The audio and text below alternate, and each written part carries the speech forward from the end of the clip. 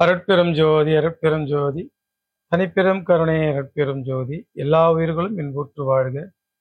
வள்ளல் மலரடி வாழ்க வாழ்க. வள்ளல் பெருமானார் நம்முடைய நித்திய கர்ம விதி பகுதியில பொது விதியில 6 மாதம் அல்லது 3 மாதத்துக்கு ஒரு தடவை வெள்ளக்காக்காட்டான் முதலவர்களால் விரேசனம் வாங்கி கொள்ளுதல். விரேசனம் என்பது வேதி மருந்து. நம்மளுக்கு உடம்புல கழிவுகளுடைய தேக்கமே நோய். 4448 நோய்களுக்கான காரணம் 2 காரணம். கழிவுகளுடைய தேக்கம் நோய், உயிர் ஆற்றலினுடைய பற்றாக்குறை நோய். இந்த 2 தான் காரணம். எல்லா நோய்களும் இந்த 2ன் குடைக்கீழ் தான் வரும். அப்ப கழிவுகளுடைய தேக்கம் தான் எல்லா நோய்க்கும். கேன்சர்ல இருந்து பாத்தீங்கன்னா எல்லாமே கழிவுகளுடைய தேக்கம் தான். இப்ப வள்ளலார் சொல்றாரு 3 மாதம் அல்லது 6 மாதத்துக்கு வெள்ளக்காக்காட்டான் என்பது ஒரு மூலிகை. இந்த வெள்ளம் காக்காட்டான் சாப்பிட்டோம் அப்படின்னாக்க காய வச்சு பொடியா ஒரு ஸ்பூன் சாப்பிட்டோம்னா நல்லா பேதி ஆகும். இந்த பேதி ஆகிட்டு என்ன நடக்கும் அப்படின்னாக்க உடம்புல அந்த பெருங்குடல் இருக்கிற கழிவுகள், மடக்குடல் இருக்கிற கழிவுகள் எல்லாம் வெளியேறும். பொதுவாக ஒரு நாளைக்கு 2 முறை நல்லா முழுமையா மலம் கிடைக்கும். 3 வேளை சாப்பிட்றவங்க 2 முறை மலம் கிடைக்கும். காலையில 6 மணிக்கும் மாலையில 6 மணிக்கும் நல்லா ஃப்ரீயா மலம் கிடைக்கும். மலம் கிடைக்குன்னா என்ன ஆனாக்க அந்த மலம் தேங்கி நின்றுட்டு அது பல்வேறு விதமான உபாதைகளை பண்ணும். இன்னைக்கு அபான வாயு என்று சொல்லக்கூடிய கார்பன் டை ஆக்சைடு கெட்ட வாயுக்கள் எப்படி உருவாகுதுன்னா உடல்ல மலம் தேங்கி தான் உருவாகுது. மலம் உடம்புல தேங்கிட்டு சத்தை இழுத்து கொள்ளாது. நம்ம சாப்பிட சாப்பாடுலாம் உறிஞ்சாது, சிறுகுடல் உறிஞ்சாது. ஏன்னா கழிவுகள் தேங்கிடுதான். மலம் அந்த மலக்குடல் இலகி கீழே சில பேத்துக்கு இப்ப நம்ம இப்படி பாக்குறோம் அப்படின்னாக்க நம்மளோட ஜெஸ்ட்டுக்கு நேரம் நம்ம வயிறு இருந்துச்சுனாக்க அது ஆரோக்கியமான வயிறுனா இருக்கும். நம்ம ஜெஸ்ட்டை காட்டிலும் ஆரோக்கியம் வயிறு இப்படி வீங்கிருச்சுனாக்க அப்ப கழிவுகள் குடல்ல தேங்கி இருக்குது.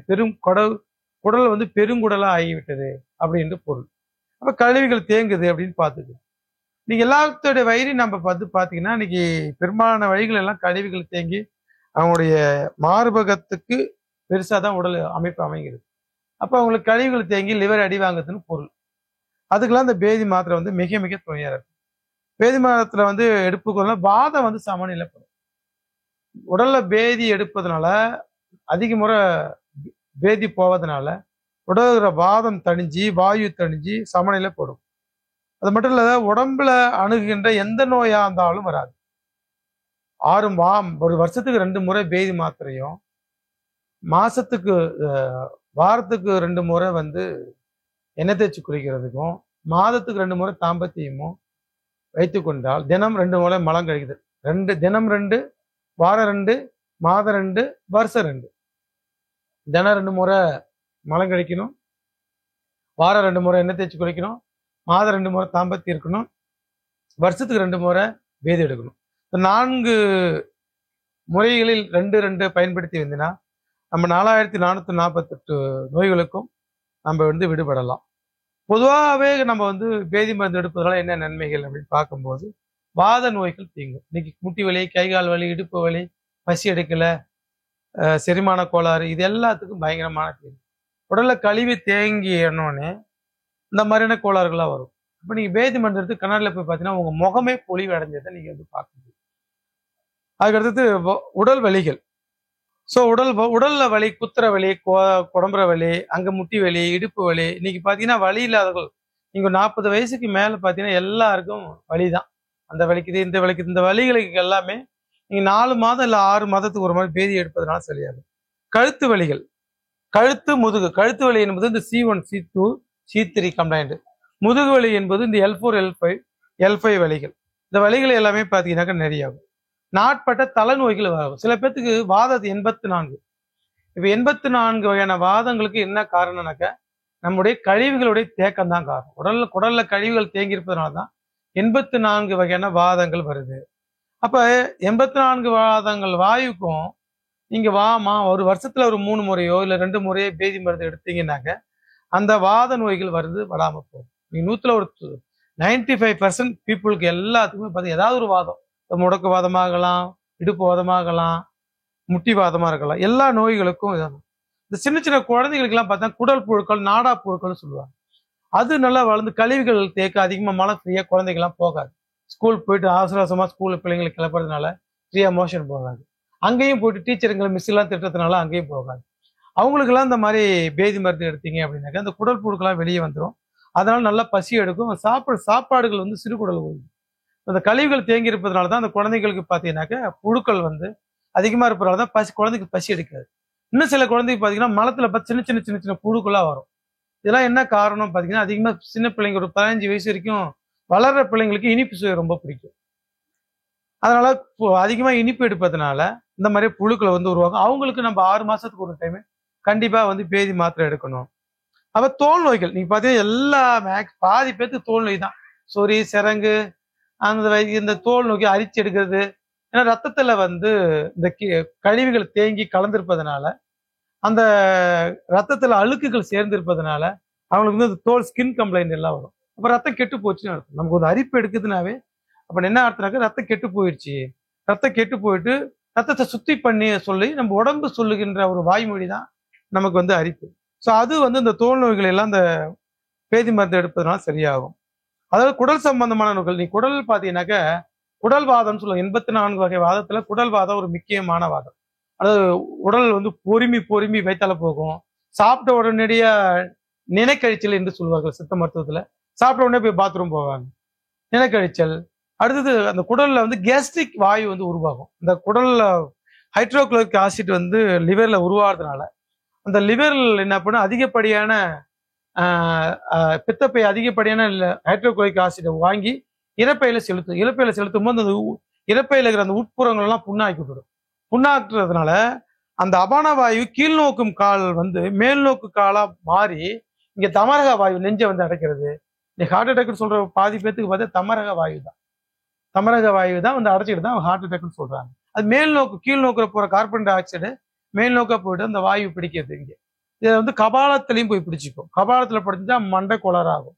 குடல்ல உருவாகிற இந்த வாதத்தினாலதான் இது வந்து குடல் வாதம் என்று சொல்லுவாங்க. ஸோ அந்த வாதங்கள்லாம் இந்த மாதிரி பேதி மருந்து எடுப்பதனால சரியாகும். அடுத்து சரியாமை, வயிறு உப்பேசம். நிறைய பேருக்கு சாப்பிட்ட உடனே செரிமானம் ஆகலை, ஆயில் கண்டென்ட் சாப்பிட்டா செரிமானம் ஆகலை, மசாலா உணவு சாப்பிட்டா செரிமானம் ஆகலை. இதுக்கெல்லாம் என்ன காரணம் பார்த்தீங்கன்னாக்கா உடல்ல கழிவு தேங்கிதாங்க. ஸோ அது வந்து சரியாகும். நாட்பட்ட நோய்களுக்கு மருந்து எடுத்துக்கொண்டால நோய் விரைவில் இப்ப நாங்க பொதுவாக மருத்துவம் பண்ணும்போது என்ன பண்றோம்னாக்க எந்த நோயா இருந்தாலும் அல்சர் பேஷண்ட், கர்ப்பிணி பெண்கள், பைல்ஸ் இந்த 3 நோயாளிகளை தவிர மற்றவங்களுக்கு எல்லாத்துக்குமே நம்ம வந்து பேதி மருந்து எடுத்துட்டு வயிற்றை சுத்தப்படுத்திட்டு அப்புறமா தான் நம்ம வந்து மற்ற மருந்துகளே கொடுக்குறோம். இது சீக்கிரமா நல்லா வேலை செய்யும். அதுக்கடுத்து பொதுவாக இந்த பேதி மருந்து எடுக்கும்போது நம்ம என்ன ஒரு கவனத்தில் கொடுக்கணும். சில பேருக்கு கவனத்துல இல்லாததுனால ரொம்ப அவஸ்தைப்பட்டுடுவாங்க பேதி மருந்து எடுக்கிற அன்னைக்கு. அதனால பேதி மருந்து மேல அவங்களுக்கு ஒரு வெறுப்பு வந்துடும். அதனால பொதுவாக பேதி மருந்து எடுப்பதற்கு நம்ம அனுபானமா என்ன அன்னைக்கு எடுத்துக்கலாம்னாக்க இஞ்சி சாறு, சுக்கு காசாயம் கூட வந்து சேர்த்து எடுத்துக்கலாம். காலை 6 மணிக்கே முதல்ல 6 மணிக்கு முன்னாடி ஒரு 5 மணிக்கெல்லாம் பேதி மருந்து போடணும். போட்டு பேதி எடுத்து அரை மணி நேரத்துக்கு வரைக்கும் பேதி ஆகலைனாக்க வெந்நீர் குடிக்க ஆரம்பிச்சு. பொதுவாக பேதி மருந்து வந்து நேர்வாளம் கலந்த மருந்துகளை சாப்பிடுவதனால் நம்முடைய பெருங்குடல், மலக்குடலை நல்லா கழுவும் போது நமக்கு வயிற்று வலிக்கும். அதனால வந்து சுத்தமா வெந்நீர் குடிச்சு வயிற்றை அலசி பேதி போகும். அதனால நமக்கு வந்து வெந்நீர் அப்படி அடிக்கடி குடிக்கணும். குடிச்சு பேதி போவது நமக்கு நல்லா இருக்கும். சிலருக்கு வந்து பித்தமாக இருந்தா வாந்தியாகவும் வரும். நல்லா ஃப்ரீயா மோஷன் போகும். இப்படி ஒவ்வொரு அரை மணி நேரத்துக்கு ஒரு டைம் வெந்நீர் குடிச்சு நம்ம என்ன பண்ணணும், பேதி போகணும். குறைஞ்சது ஒரு 5 முதல் 6 முறை பேதி போயிட்டு சிலருக்கு 10 முறை கூட பேதி ஆகலாம். குடிக்கி வெந்நீர் வந்து அப்படியே தண்ணியா மலைவாயில வந்துச்சுனாக்க உடல் வந்து சுத்தமா ஆச்சுன்னு அர்த்தம். அதுதான் குடிக்கிற தண்ணி வெந்நீர் வந்து அப்படியே மஞ்சள் கலர் எது இல்லாம வெள்ளை விளையர்னு அப்படியே ஆயிடுச்சுனாக்க அப்ப நம்ம குடல் சுத்தமாச்சுன்னு அர்த்தம். அதன் பிறகு நம்ம வந்து கெட்டியான தயிர் அல்லது மோர் சாதம் அல்லது எலுமிச்சப்பழ ஜூஸ் இதை குடிச்சா வந்து பேதி மருந்து நின்றுடும். அன்னைக்கு வந்து நல்லா குளிச்சுட்டு நல்லா மோர் சாதம் அல்லது தயிர் சாதம் அல்லது கஞ்சி சாதம் சாப்பிட்டு பூரணமா ஓய்வு எடுக்கணும். நல்லா ஓய்வு எடுத்துட்டு அன்னைக்கு ஒரு நாள் வந்து உப்பு இல்லாம சாப்பிட்டா நல்லது. ஏன்னா உப்பு சாப்பிடும்போது நமக்கு லிவர் வேலை செய்ய ஆரம்பிச்சிடும். நாளைக்கு வந்து உப்பு இல்லாத பத்தியம், உப்பு புளி காரம் இல்லாத பத்தி சாப்பாடு, ஒரு மோர் சாதம், தயிர் சாதம், கஞ்சி சாதம் உப்பு இல்லாம சாப்பிட்டுட்டு ஓய்வு எடுத்துட்டா அன்னைக்கு நைட்டுக்கும் அது மாதிரி சாப்பிட்டுட்டு மறுநாள் காலையில கண்ணாடி முகத்துல போய் உன் முகத்தை பாருங்க. மூளைலாம் அப்படி தெளிவான சிந்தனை வரும். சிந்தனையே மாறும். அது அகத்தியர் குழம்புலாம் நீங்க எடுத்தீங்கன்னா உலகத்திலே நானோ பாட்டு என்று சொல்லக்கூடிய அணுக்கள் இருக்கிற கழிவுகளை வெளியெடுக்கக்கூடிய ஒரு விரேசன மருந்துனாக்க நம்முடைய அகத்தியர் குழம்பு. அகத்தியர் குழம்பு நம்ம செய்யறோம், நீங்க வாங்கிக்கலாம். 4 பாஷாணங்கள் கலந்த மருந்து. அகத்தியர் குழம்பு மட்டும்தான் அணுக்களில பண்ணும். ஏன்னா இப்ப கல்லீரல் இருக்குதுனாக்க கல்லீரல் வந்து நம்முடைய ஆகாயத்திலிருந்து பிரபஞ்சத்திலிருந்து இழுக்கக்கூடிய ஒரு உறுப்பு. ஆகாய சக்தி இது. அப்ப கல்லீரல்ல கழிவு தேங்கி இருப்பதனால அந்த இப்ப எல்லா உறுப்புகளுமே ஒரு வெற்றிடம் இருக்கும், ஒரு ஸ்பேஸ் இருக்கும். ஸ்பேஸ் இல்லாத கழிவுகள் தேங்கி இருப்பதனால அந்த உறுப்புகளும் சரிவர இயங்காது. நீங்க இந்த பேதி மாத்திரை எடுப்பதனால, அந்த விரேசனம் எடுப்பதனால அந்த உறுப்புகள்ல இருக்கிற வெற்றிடங்கள் சுத்தி சரி செய்யப்பட்டு நம்ம பிரபஞ்சத்திலிருந்து கிரகங்கள்ல இருந்து வருகின்ற நல்ல சக்திகளை கூட நம்ம உறுப்புகள், ஏன்னா ஒவ்வொரு உறுப்புகளுக்கும் ஒவ்வொரு கிரகங்கள் வந்து இன்சார்ஜ். இப்ப செவ்வாய் தோஷம் என்னன்னா செவ்வாய் கோள்கள் வந்து நம்முடைய ரத்தத்துடைய இன்சார்ஜ். செவ்வாய் கோள்கள் வந்து ஒரு வருகின்ற ஒரு வகையான சக்தி தான் நம்ம ரத்தத்தை வந்து பராமரிப்பு செய்கிறது. இப்ப ரத்தத்துல கழிவு தேங்கி இருந்தா உறுப்புகள் அந்த சக்தி பிரபஞ்ச சக்திகள் வந்து இழுக்காது. ஸோ பேதி மருந்து எடுக்கும்போது இதெல்லாம் கவனத்தில் கொள்ளணும். பேதி மருந்து எடுத்துக்கொண்டால் அன்று முழுவதும் ஓய்வு எடுக்கணும். வெளியே அலைச்சல் இருக்கக்கூடாது, எண்ணெய் குடிக்கக்கூடாது, அசைவம் சாப்பிடக்கூடாது, மது புகை தாம்பத்தியம் கூடாது. அன்றைய தினம் மோர் சாதம் மட்டும்தான் சிறந்தது. பழங்கள் காய்கறிகள் கொண்ட சூப்பு எடுத்துக்கலாம், அது கூட தேவை கிடையாது. பேதி மருந்து யாரெல்லாம் எடுக்கக்கூடாதுனாக்க கர்ப்பம் தரித்தவர்கள், காய்ச்சல் உள்ளவர்கள், அல்சர் உள்ளவர்கள், மூலம் பயில்சு உள்ளவர்கள் எடுக்கக்கூடாது. இன்னொன்று, மழைக்காலங்களில் பேதிக்கு மருந்து எடுக்கக்கூடாது, வெயில் காலமா இருக்கணும். மதியம் மாலை நேரம் இரவு நேரங்களில் கண்டிப்பா பேதி மருந்து எடுக்கக்கூடாது. அதிகாலையில மட்டும்தான் பேதிக்கு மருந்து எடுக்கணும்.